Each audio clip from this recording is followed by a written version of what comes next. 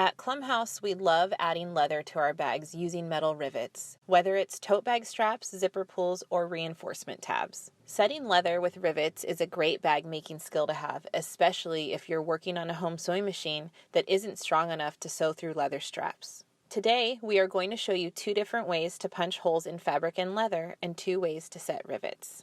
Technique number 1 is with a rotary leather punch. To find the right barrel size on the rotary punch, you just want to hold the rivet stem up to the different barrels and you want to punch a hole the size of the stem. But once you find it, just rotate to that hole. And then you want to squeeze the barrel onto your piece of fabric or leather. And sometimes it's useful to use 2 hands when you squeeze the punch. If it doesn't quite punch through all the way, you can just cut the little extra leather out with some scissors. Technique number 2 is with my drive punch. So I'm going to grab the cutting board and get that hole in there. Now that we've punched the holes, it's time to set our rivets. Depending on how the strap is going to be used on the project that you're working on, there's 3 different ways that you might attach the rivet to your fabric and your leather. First, I'm going to show you how to set just classic rivets. What I like to do is start with the rivet that has the stem attached, and I push it through from the inside and up. So from the lining side and up. Then I can grab my leather strap and just lay it down right on top, pushing the stems of the rivets through the strap. Lastly, I just grab my caps and I click them on top. The strap will stay in place long enough to get you to your hammering area. It's not really set strongly until we hammer or use the industrial press. I like to use a stone or an anvil and then a nice hammer. No matter what surface you use to set the rivets, it should be something that's pretty sturdy and gives a nice hard smooth base so that the rivet head turns out looking great. I like to hammer my rivets with the inside rivet face up. In case I miss the rivet when I'm hammering and dent it slightly, at least I'm denting the inside rivet.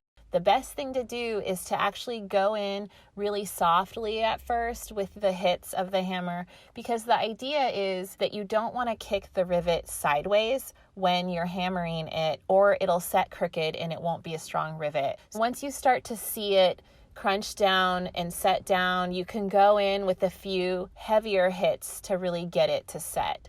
And you can tell that a rivet is set because if you look at the leather strap side, you can see the head of the rivet slightly indent into the leather. We can also use a piece of stone to set the rivet.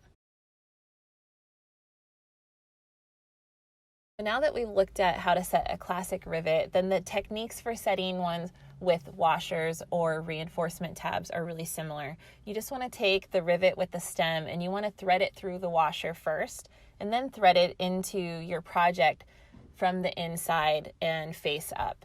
And then lay your strap down through the rivet stems from the exterior. And then put the caps on and then go and set that. Some patterns call for using a leather reinforcement washer with your rivet to strengthen the strap attachment and make sure that the metal doesn't tear away from the fabric over time. Technique number 2 to set rivets is with an industrial hand press. This tool is really handy in order to set all types of hardware.